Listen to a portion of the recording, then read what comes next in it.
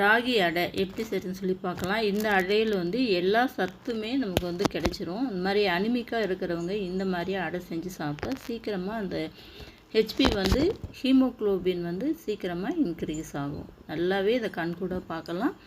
அதுக்கு ஒரு பவுல் எடுத்து பச்சை மிளகாய் காரத்துக்கு ஏற்ற மாதிரி சேர்த்துக்கலாம். அடுத்தது பெரிய வெங்காயத்தில் நல்ல பெரிய சைஸாக இருக்கிறதுல நல்ல சின்ன சின்னதாக கட் பண்ணி சேர்த்துக்கலாம். சிகப்பு தண்டு கீரை இல்லைன்னா முருங்கைக்கீரை ரெண்டில் எதுனாலும் சேர்த்துக்கலாம். சிகப்பு தண்டு கீரையிலையும் நல்லா இந்த அனிமிக் வந்து ரத்த சோகை வந்து அது சரி பண்ணும். அதனால் வந்து சிகப்பு தண்டு கீரை சேர்த்துருக்கேன். அப்படி இல்லைன்னா முருங்கைக்கீரையும் சேர்த்துக்கலாம். 1 கப் அளவுக்கு ராகி மாவு, தேவையான அளவுக்கு உப்பு, கறிவேப்பிலை எல்லாத்தையும் சேர்த்து 3 முட்டை எல்லாத்தையும் சேர்த்து நல்லா இந்த மாதிரி சப்பாத்தி மாவு பதத்துக்கு அடுத்த பதம் அந்த அளவுக்கு நல்லா பிசைஞ்சு தோசை தாவால் எண்ணெய் போட்டு வச்சுக்கலாம். எண்ணெய்க்கு பதிலாக நெய் போட்டுக்கலாம்.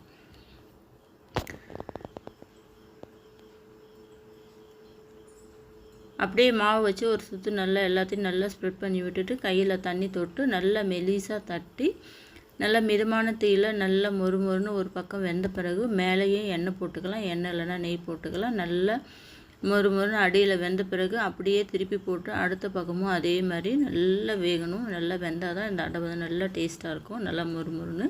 இதுக்கு தேவைப்பட்டால் நம்ம சட்னி சேர்த்துக்கலாம், இல்லைன்னா நாட்டு சர்க்கரை சேர்த்துக்கலாம். ரொம்ப ஆரோக்கியமான ஹெல்த்தியான ராகி அடை ரெடி ஆகிடுச்சு. இந்த ரெசிபி உங்களுக்கு பிடிச்சிருந்தா என்னோடய சேனலுக்கு லைக் பண்ணுங்கள், ஷேர் பண்ணுங்கள்.